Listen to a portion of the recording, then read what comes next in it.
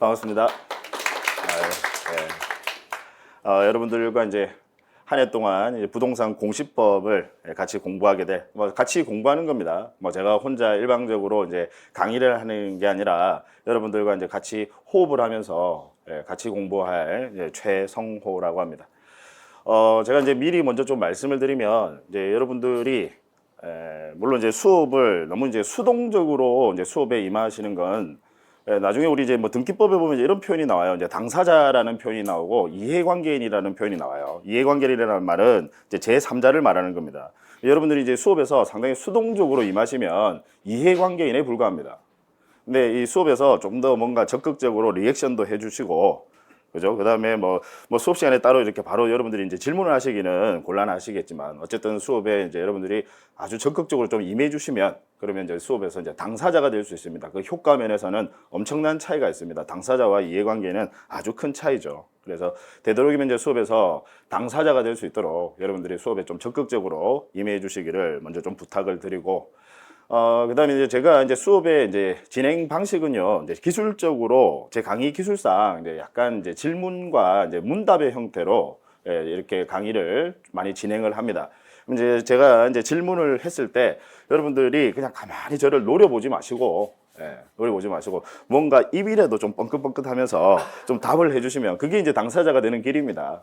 조금 입이라도 뻥긋뻥긋 하시면서 해야 여러분들이 이제 기억에 오래 남아요. 그냥 가만히 그냥 보고만 있으면 사실 이제 여기 또 뭐 연세도 있으신 분들도 좀 계시겠지만 문제는 기억력 아닙니까? 돌아서면 잊어버려요. 그래서 기억에서 좀 오래 남으려면 여러분들이 뭔가 조금 이제 적극적인 리액션을 해 주셔야 된다라는 그 부탁 말씀을 먼저 좀 드리고 싶습니다.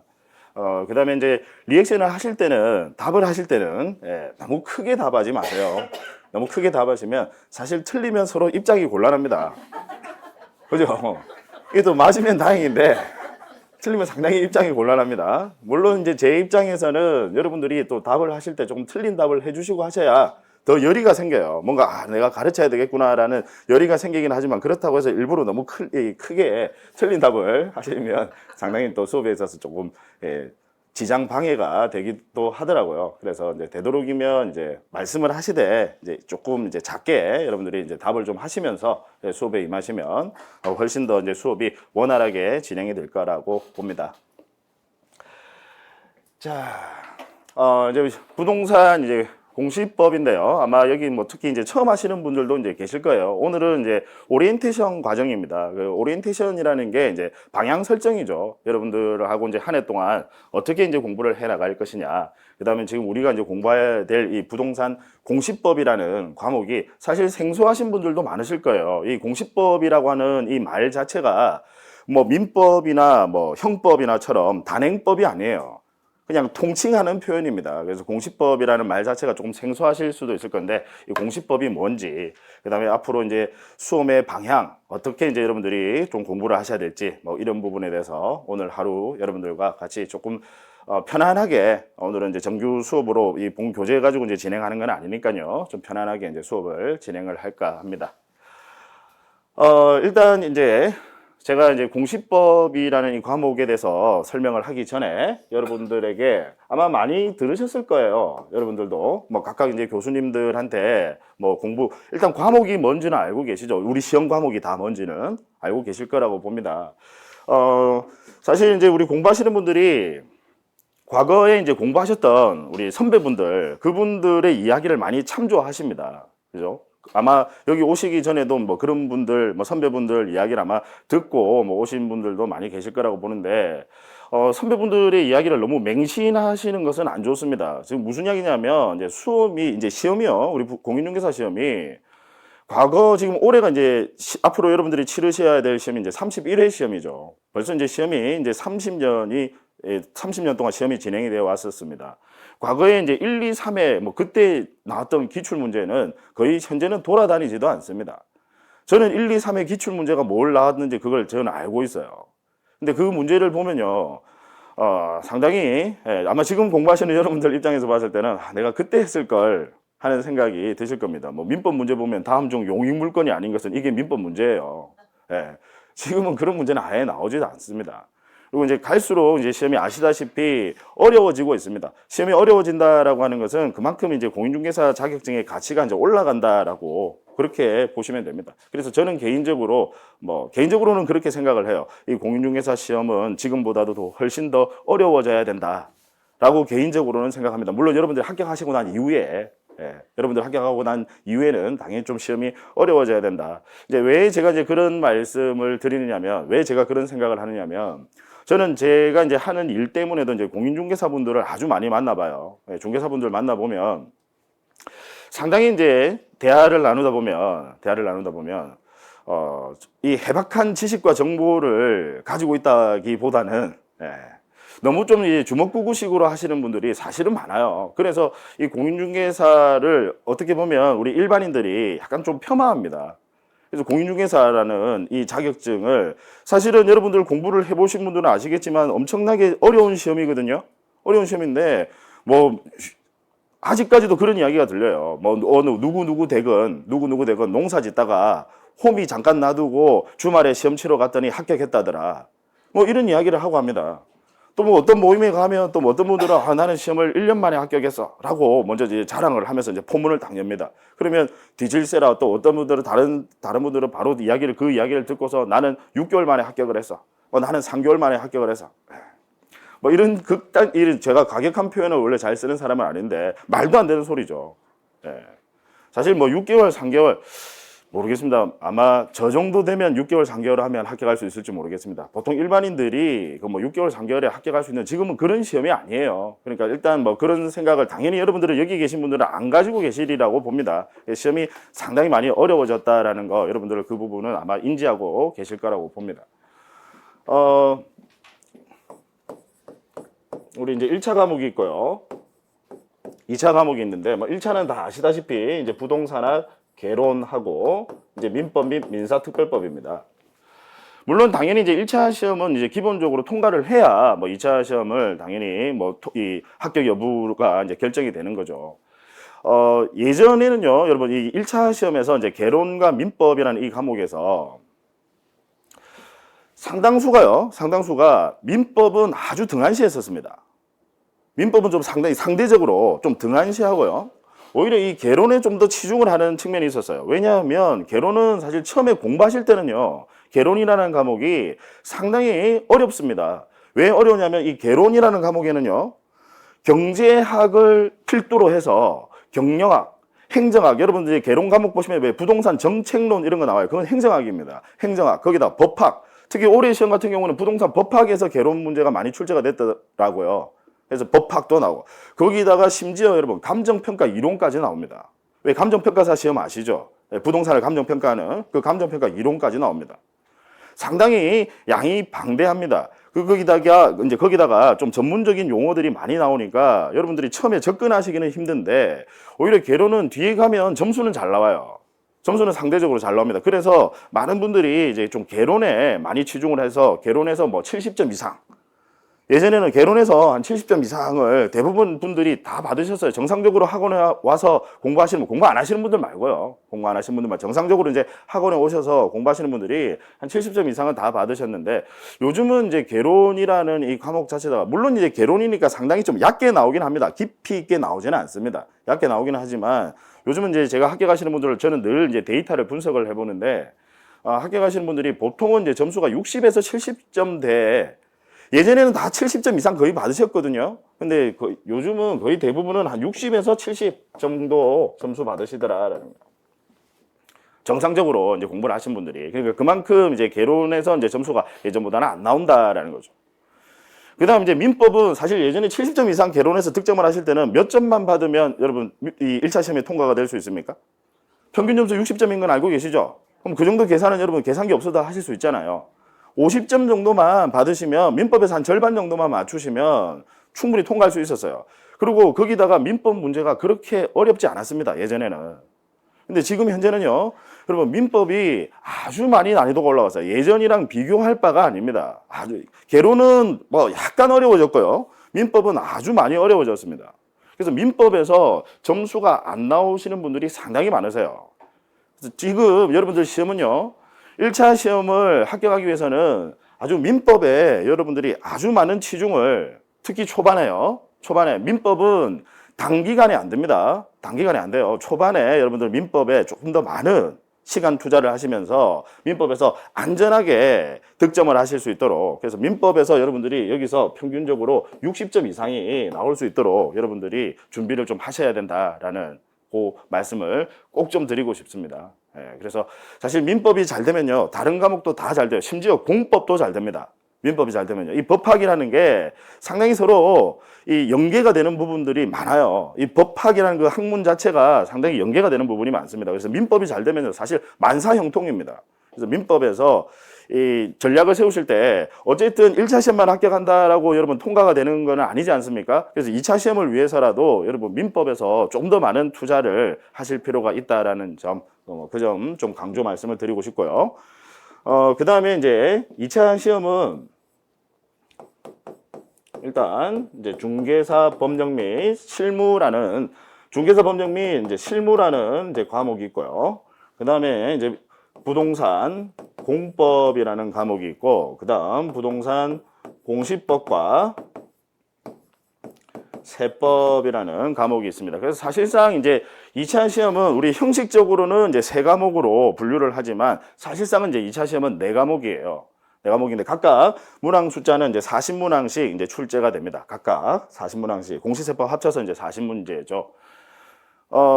공시법이 몇 문제가 나옵니까? 네, 24문제가 나와요. 제가 이제 왜 이 말씀을 드리냐면 한 7, 8월 돼서 강의를 하는데 아직도 공시법이 몇 문제 나오는지 모르시고 강의를 하시는 분, 이제 수업을 들으시는 분이 계시더라고요. 상당히 안타깝습니다. 공시법에서 이제 24문항이 나오고요. 이제 세법에서 이제 16문항이 나오는데, 자, 이 부분에 대해서도 제가 이제 좀 말씀을 드려요. 여러분 전략을 잘 세우셔야 돼요. 일단 합격하는 게 중요하니까 전략을 잘 세우셔야 되는데, 과거에 이제 중개사 법령 및 실무라는 이 과목이 실무 문제가 그렇게 많이 안 나왔어요. 과거에는요. 실무 문제가 한 40문제 중에서 한 20%면 한 8문제죠. 8문제도 뭐 채 안 나왔었습니다. 과거에는요. 근데 지금 현재는 여러분 실무 문제가, 이 중개사 법령 및 실무에서 실무 문제가 몇 문제 나오는지 아세요?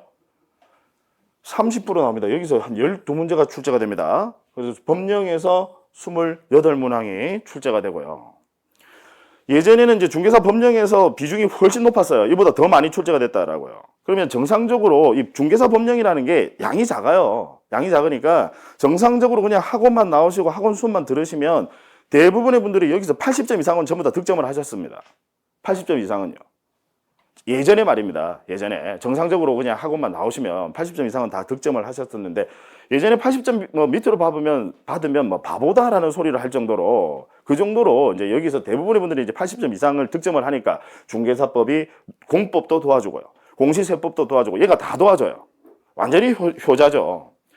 그런데 지금 현재는요, 제가 이제 합격하시는 분들을, 최근에 이제 합격하시는 분, 이제 수년 동안 합격하신 분들을 쭉 데이터 분석을 해보면, 이 중개사 법령 및 실무라는 과목에서 대부분의 분들이 70점 안팎이더라고요. 합격하신 분들이 70점을 조금 넘거나 70점이 조금 안 되시거나, 그러니까 여기서 예전처럼 80점 이상, 막 90점, 예전엔 90점 이상 받으신 분도 많았어요. 근데 지금은 그렇게 받는 분 거의 안 계십니다. 이 실무 문제가 많이 출제가 되다 보니까 여기서 이제 이 아주 높은 고득점은 거의 잘 안 나와요. 그래서 여러분들 한 70점 정도가 받는다라고 그렇게 전략을 세우시는 게, 저는 그게 확실하게 좋다라고, 제 수험 경험으로는 확실하게 좋다라고 생각을 합니다.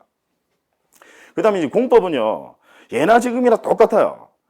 공법은 순수 100% 법령만 가지고 시험에 출제를 합니다. 판례도 안 나와요. 오로지 100% 거의 법령만 가지고 이제 시험에 출제를 하다 보니까 뭐 예나 지금이나 거의 똑같습니다.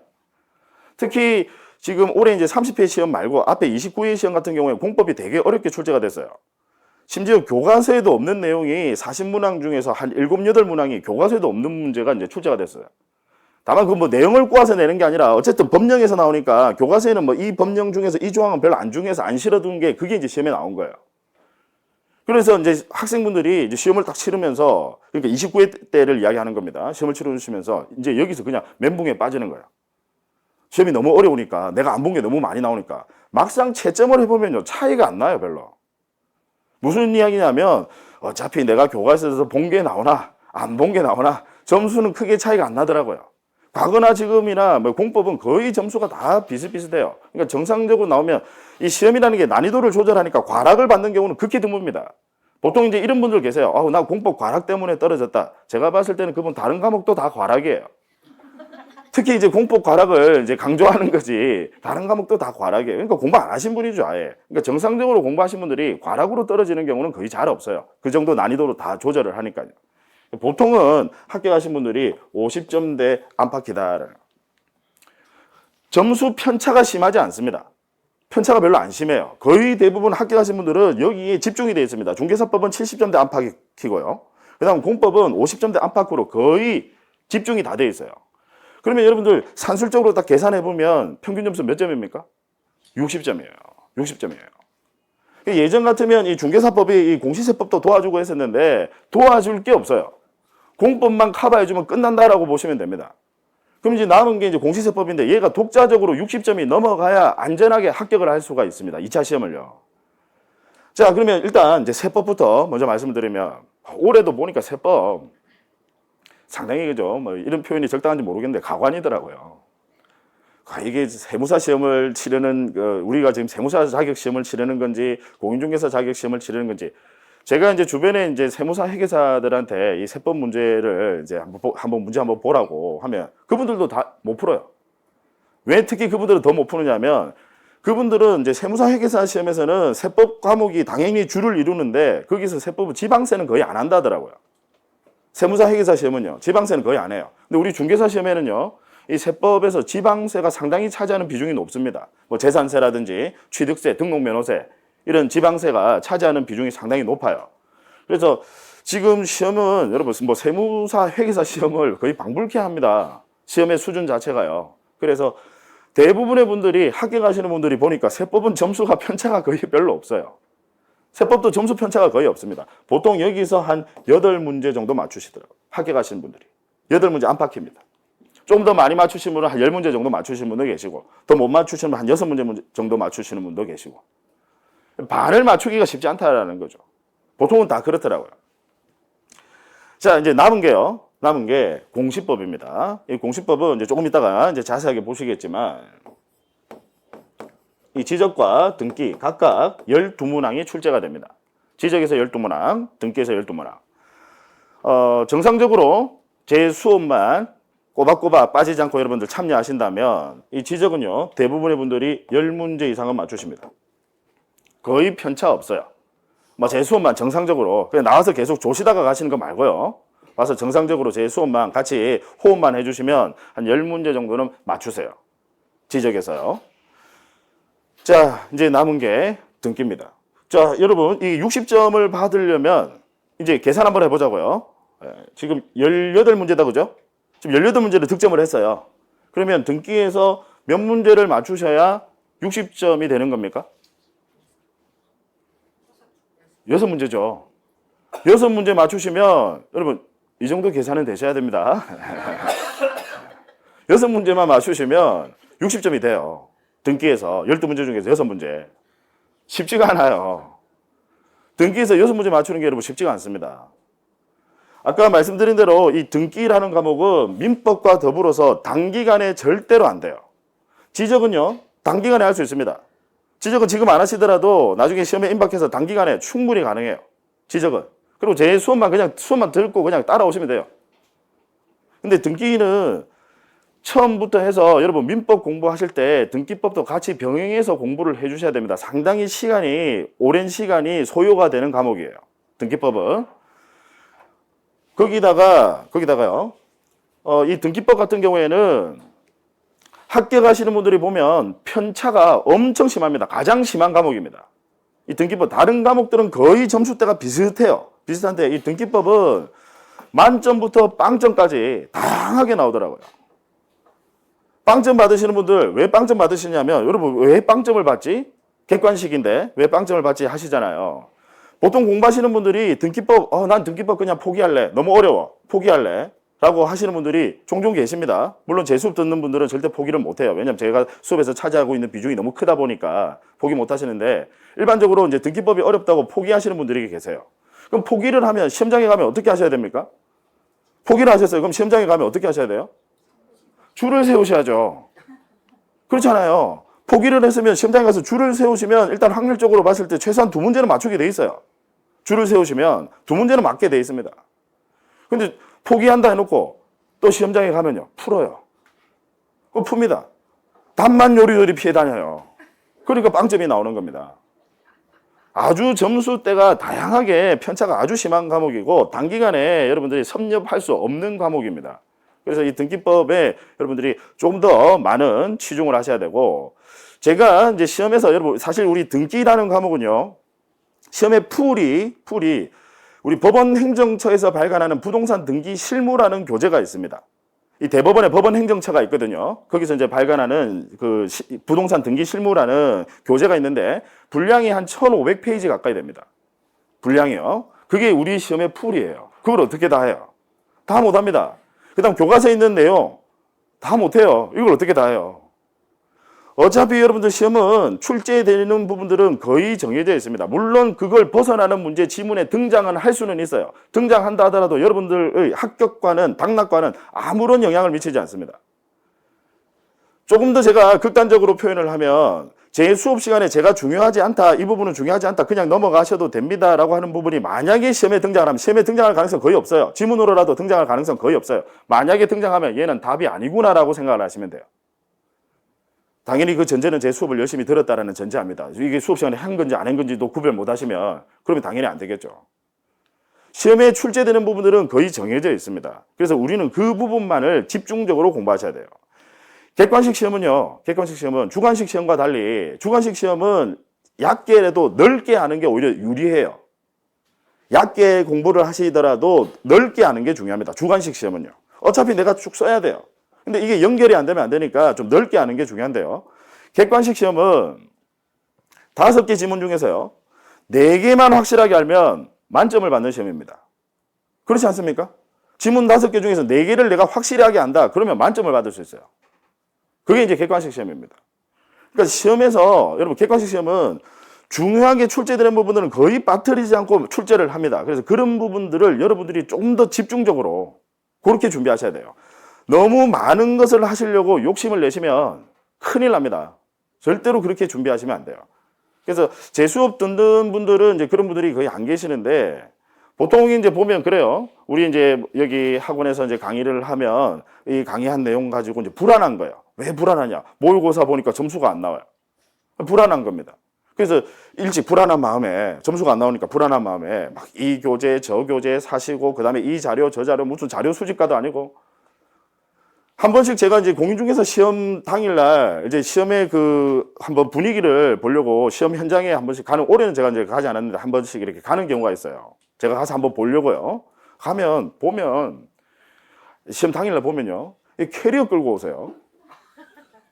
캐리어 끌고, 설마 거기 안에 도시락을 그렇게 많이 넣지는 않았을 거고, 불안하니까 오만 책 다 집어넣은 거예요. 언제 보시려고요? 시험 당일날. 불안한 마음에 그렇게 되는 거예요. 왜 우리 수험계에서는 이제 단권화라고 표현을 합니다. 줄이는 거예요. 양을 줄이셔야 돼요. 절대로 느리시면 안 됩니다. 그 자꾸 불안한 마음에 뭐 이 책 저 책 사시고 하시면 절대 그거 효과적인 방법은 아닙니다.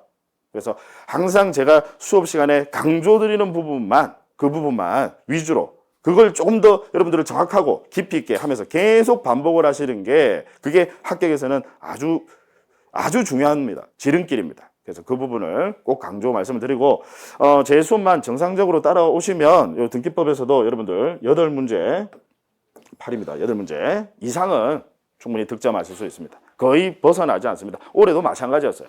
제가 수업 시간에 강조됐던 내용과 크게 벗어나는 게 없었습니다. 여기서 거의 시험에 나와요. 그러니까 이것저것 너무 많은 거 하려고 욕심내실 필요 절대 없다라는 그 말씀을 좀 드리고 싶습니다.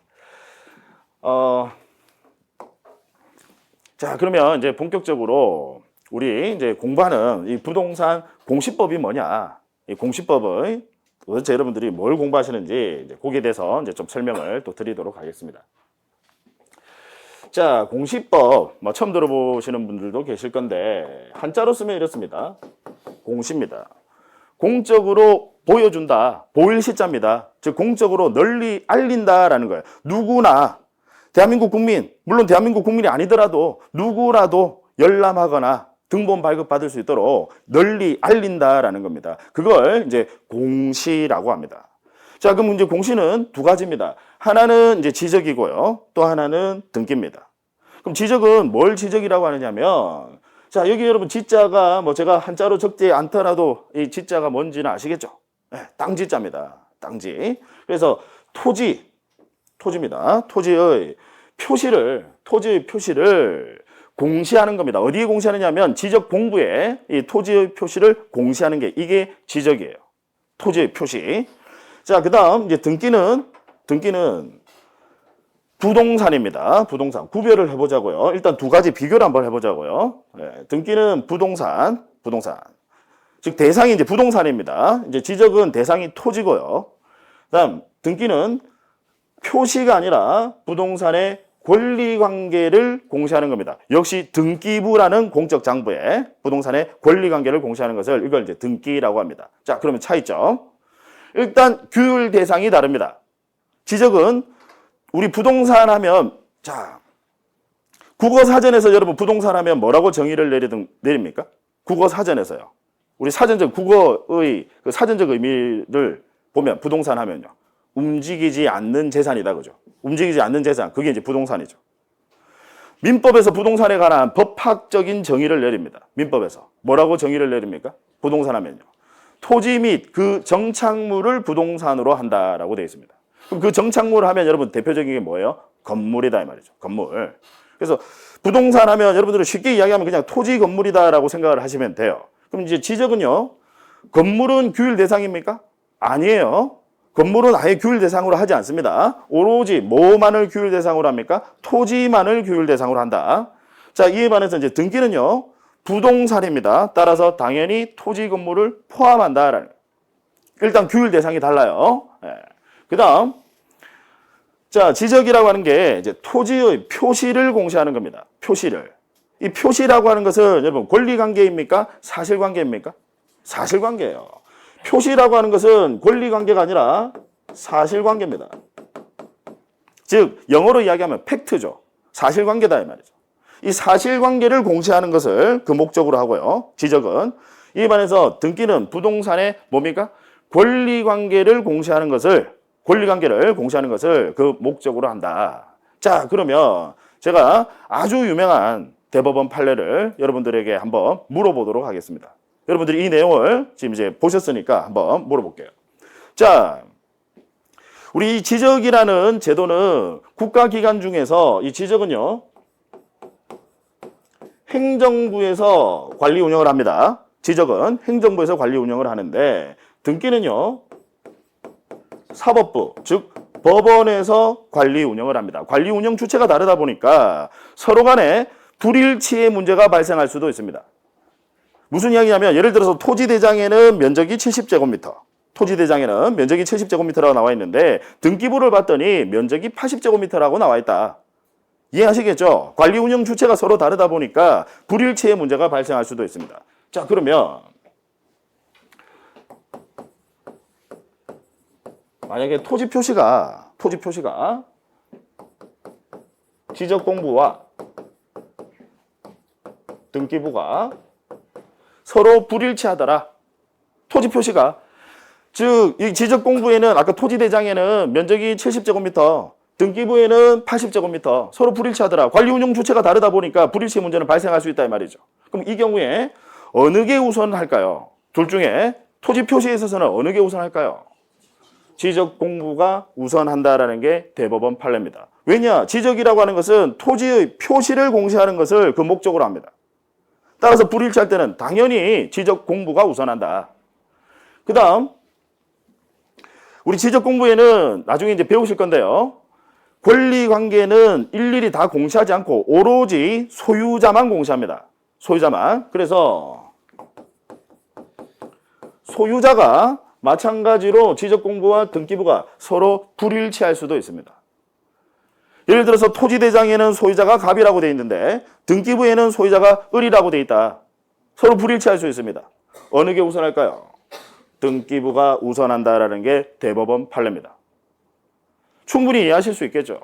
예, 등기라는 건 부동산의 권리관계를 공시하는 것이고 지적이라고 하는 것은 토지의 표시를 공시하는 것이니까 서로 간에 불일치가 있을 때는 다음과 같이 해결을 한다라는 게 우리 이제 대법원 판례다라는 거죠. 이 판례 내용 충분히 이해하실 수 있을 겁니다.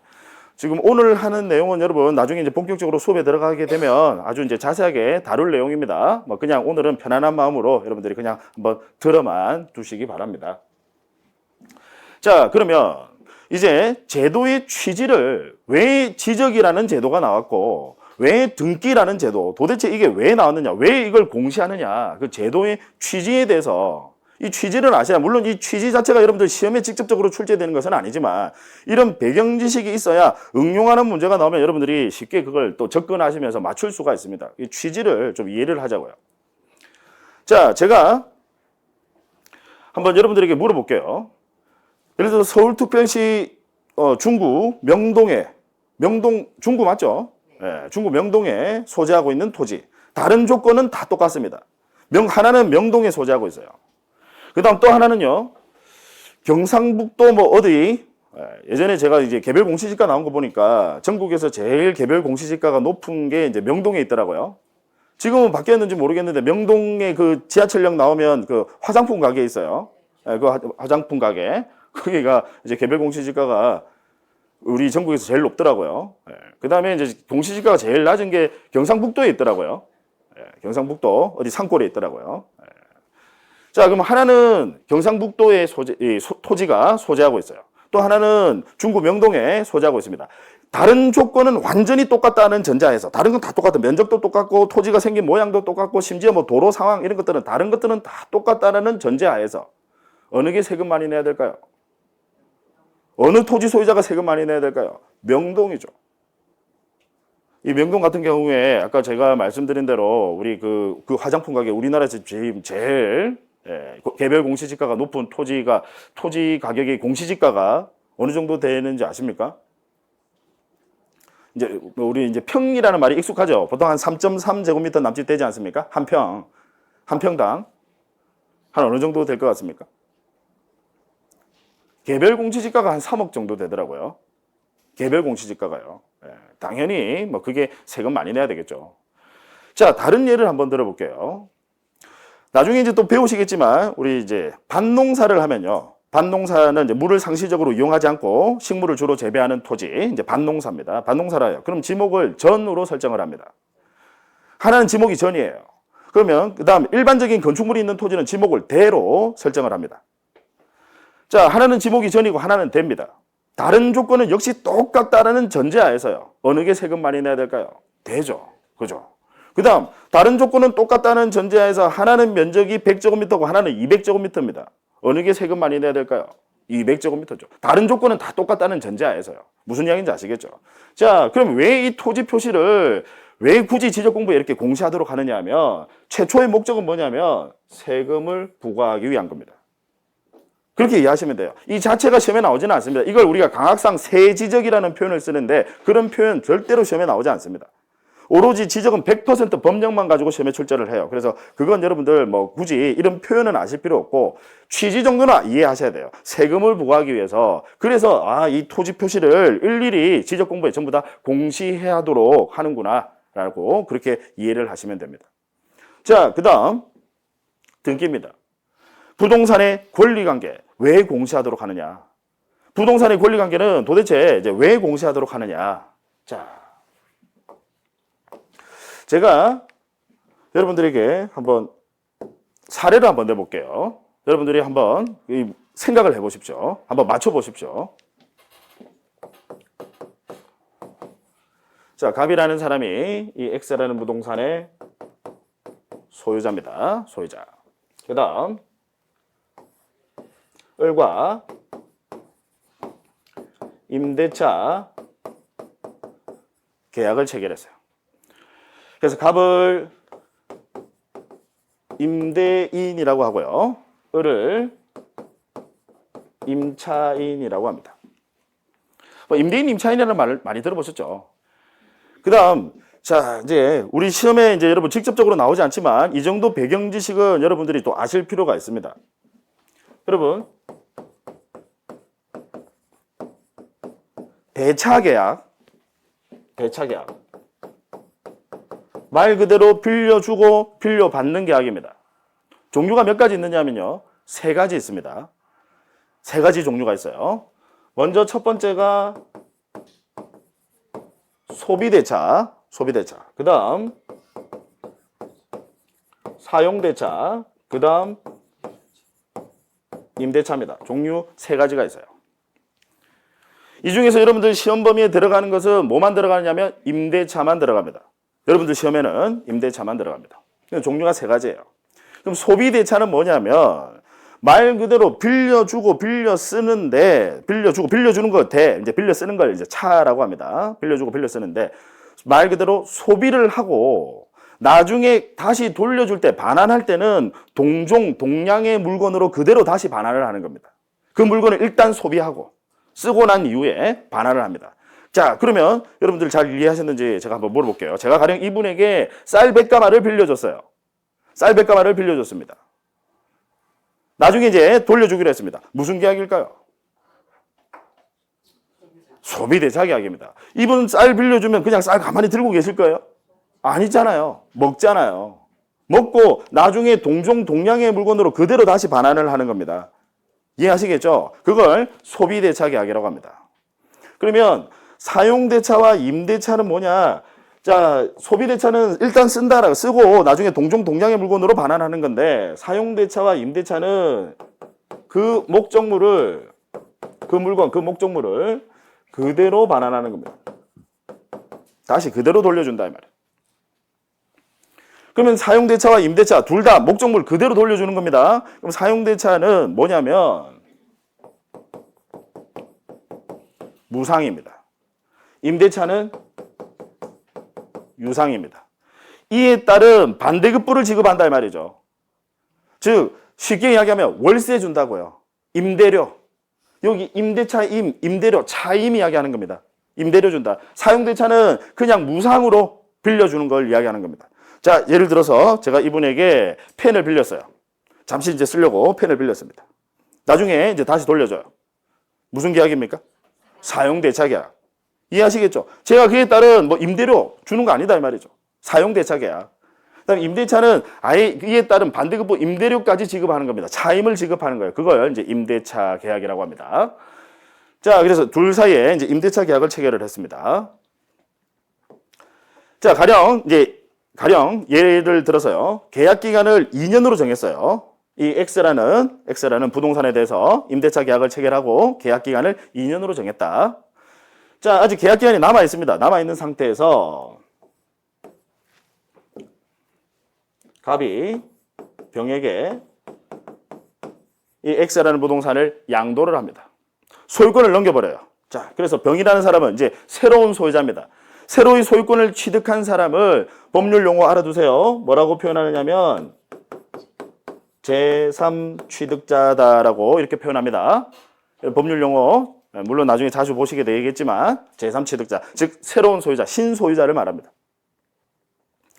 자, 이 새로운 소유자가 아직 지금 계약 기간이 남았어요. 계약 기간이 남았는데 이제 내가 소유자니까 병이라는 사람이 이제 내가 소유자니까 을을 찾아갑니다. 야, 이제 내가 소유자니까 이 소유자는 이 부동산, 이 물건을 목적물을 사용 수익 처분할 수 있습니다. 그러니까 내가 사용 수익 할 거니까 너 나가라고 합니다. 아직 계약 기간 남았어요. 이때 을 나가야 합니까? 나가지 않아도 됩니까? 여러분들 어떻게 생각하십니까? 나가야 한다. 즉 명도해 줘야 된다. 아니면 명도해 주질 필요가 없다. 내 권리를 주장할 수 있다. 뭘까요? 네, 나가야 합니다. 나가야 합니다. 그게 답이에요. 그게 답입니다. 자, 이제 이걸 여러분들 법적으로 한번 따져보죠. 자, 여러분.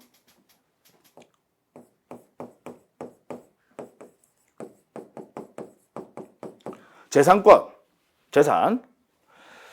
자, 권리는요, 크게 재산권과 비재산권으로 분류를 합니다. 권리는 재산권, 비재산권. 그럼 비재산권은 이제 뭘 비재산권이냐면 말 그대로 재산이 아니면 비재산권입니다. 자, 예를 한번 들어볼게요. 자, 부부가 있습니다. 우리 민법에 따르면 부부 간에는 정조 의무와 동거 의무가 있습니다. 무슨 이야기인지 아시죠? 정조 의무와 동거 의무가 민법에 규정이 있어요. 그럼 의무가 있다라고 하는 것은 상대방은 뭐가 있는 거죠? 권리가 있는 겁니다. 의무와 권리는 양면이에요. 의무가 있으면 그 상대방은 이제 권리가 있는 거죠. 즉 동거를 청구할 수 있고요. 부양을 청구할 수 있습니다. 자, 그러면 이 동거 청구권 권리입니다. 권리예요. 재산권입니까? 자, 재산권과 비재산권은 여러분 구별하기 상당히 애매한 경우가 있기는 있어요. 뭐를 생각하시면 되냐면 재산권은 양도 가능하다. 재산권은 다른 사람에게 타의 양도가 가능합니다. 근데 비재산권은 양도가 안 돼요. 생각해 보세요. 동거 청구권. 부부 간에는 그러니까 집 나간 배우자 있으면 들어오라고 할 수 있다고요. 혹시 있으면 들어오라고 할 수 있습니다. 예. 그럼 들어오라고 할 수 있는데 그럼 이 동거 청구권을 양도할 수 있겠느냐? 될까요? 안 됩니다. 비재산권이에요. 무슨 이야기인지 아시겠죠? 그래서 재산권은 양도가 가능하고 담보 제공이 가능합니다. 이 재산권을 담보 제공하면서 돈도 빌릴 수 있고요. 재산권은 양도도 가능하다. 근데 비재산권은 그게 안 된다 이 말이에요. 이해하시겠죠? 동거 청구권을 담보로 해서 돈을 빌렸다. 그러면 그 동거 청구권에 대해서 강제 집행 들어오게 되면 누군가가 낙찰 받으신 분 계실 거예요. 그럼 그 사람이 야, 우리 집으로 들어와. 뭐 이렇게 되는 거죠. 말도 안 되는 소리예요. 이해하시겠죠? 자, 그러면 이 재산권은 다시 당연히 우리 시험은 비재산권은 시험 범위가 아닙니다. 당연히 재산권을 전제로 하고 이 재산권에는 물권이 있고요. 채권이 있고 그 다음 무채재산권이라고 표현하기도 하고 지적재산권이라고 표현하기도 합니다. 지적재산권 들어보셨죠? 저작권, 뭐 실용신앙권, 상표권, 특허권 이런 것들 이건 이제 지적재산권이라고 합니다. 이 지적재산권은 당연히 우리 시험 범위가 아닙니다. 그럼 여러분들 시험에 등장하는 권리는 오로지 두 가지입니다. 물권과 채권이에요. 그럼 이 물권은 뭘 물권이라고 하느냐? 물권에 대한 정의를 한번 내려볼게요.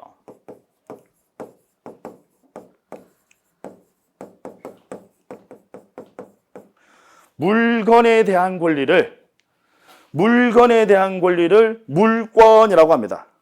말 그대로 물건에 대한 권리를 물권이라고 하고요.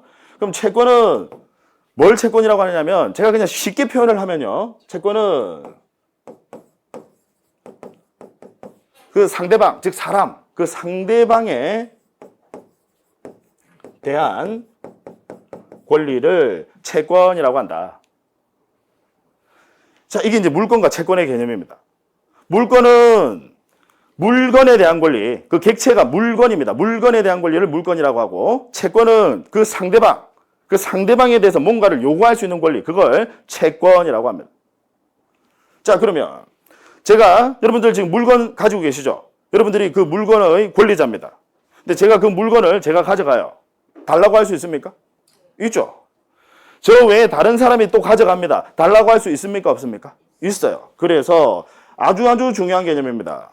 이 개념을 모르시고 우리 민법과 등기법을 이해할 수가 없습니다. 반드시 알아두셔야 되는 아주 중요한 개념입니다. 이 물건에 대한 권리인 물권이라고 하는 것은 필연적으로 누구에 대해서도 권리를 주장할 수 있습니다. 그죠? 누가 가져가더라도 달라고 할 수 있잖아요. 누구에 대해서도 권리를 주장할 수 있습니다. 그래서 이걸 뭐라고 표현하느냐면 대세효가 있다라고 표현합니다. 세상 세자를 씁니다. 세상 누구에 대해서도 물권은 주장할 수가 있다. 누구에 대해서도 권리 주장이 가능하다. 자, 이에 반해서요. 자, 다른 예를 들어볼게요. 제가 이분에게 돈을 1억 원 빌렸습니다. 제가 1억 원을 빌려줬어요. 제가 이분에게 1억 원을 빌려줬어요. 갑자기 옆에 계신 분한테 1억 원 주세요라고 할 수 있습니까? 저는 이분에게 돈을 빌려줬어요. 옆에 계신 분에게 1억 원 주세요라고 할 수 있습니까? 없죠. 자, 채권이라고 하는 것은 오로지 그 상대방에 대해서만 권리를 주장할 수 있습니다. 상대방에 대해서만 권리를 주장할 수 있어요. 그래서 이걸 대인효라고 표현을 합니다. 사람 인자를 써요. 오로지 그 상대방에 대해서만 권리 주장이 가능하다. 이에 반해서 물권은 누구에 대해서도 권리를 주장할 수 있다라는 거죠. 자, 그러면 이 채권은요. 채권은 어떻게 발생하냐면 쉽게 이야기하면요. 채권은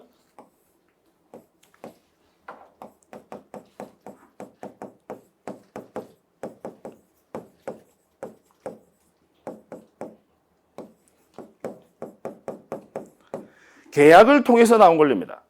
계약을 체결했기 때문에. 계약을 체결하지 않았으면 이 권리는 안 나오는 거죠. 제가 예를 들어서 이분에게 돈을 빌려줬어요. 빌려주는 그 소비대차 계약을 체결했기 때문에 이분한테 돈을 받을 수 있는 채권이 생긴 거예요. 이해하시겠죠? 그 채권은 다른 사람에게는 권리 주장을 못해요. 오로지 계약을 통해서 나온 권리, 이걸 채권이라고 합니다. 자, 그러면 이제 이 내용이 여러분 또 뭐랑 연결이 되느냐면, 자, 여러분, 물권이라고 하는 것은 누구에 대해서도 권리를 주장할 수 있죠? 물건에 대한 권리인 물권은 누구에 대해서도 권리 주장이 가능합니다. 따라서 물권은요,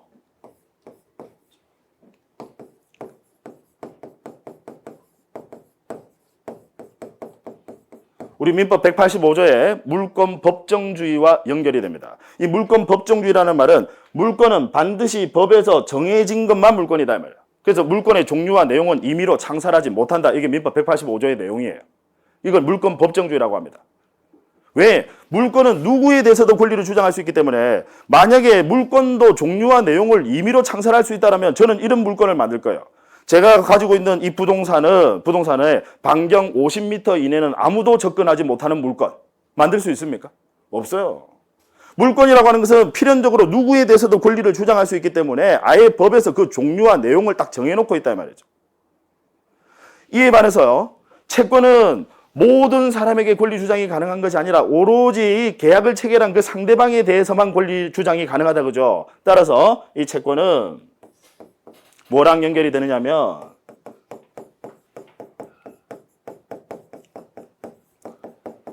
계약 자유의 원칙과 연결이 됩니다.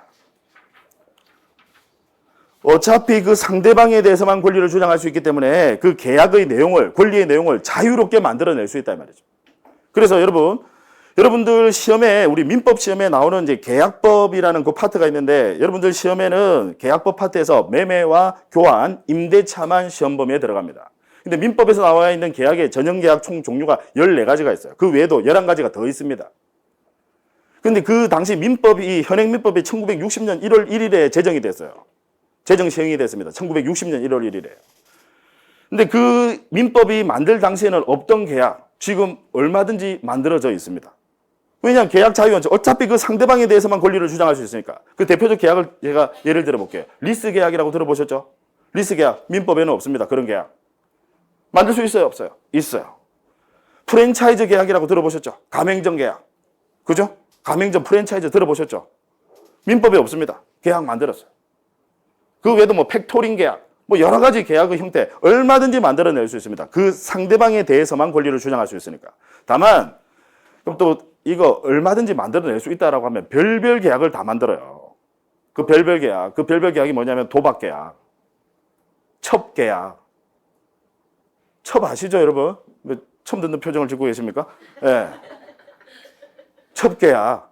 그 다음에 뭐 돈을 빌려주면서 안 갚으면 뭐 살 1파운드를 자르기로 하는 계약.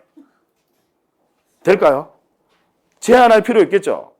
사실 채권이라고 하는 것은 그 상대방에 대해서만 권리를 주장할 수 있으니까 국민들이 자유롭게 종류와 내용을 만들어내도 상관없는데, 다만 이걸 그렇다고 그냥 무작정 그냥 내버려 두게 되면 별별 계약을 다 만들어 버리니까 사회 질서에 반하더라 이 말입니다. 그래서 이 계약 자유의 원칙을 어느 정도 제한하기 위해서 나온 법이 우리 민법 103조입니다. 이걸 제한한다 이 말이죠.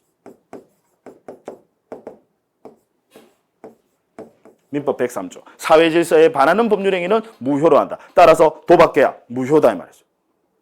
그래서 왜 도박빚은 뭐 갚을 필요 없다 이런 말을 하잖아요. 도박계약 무효, 첩계약 무효.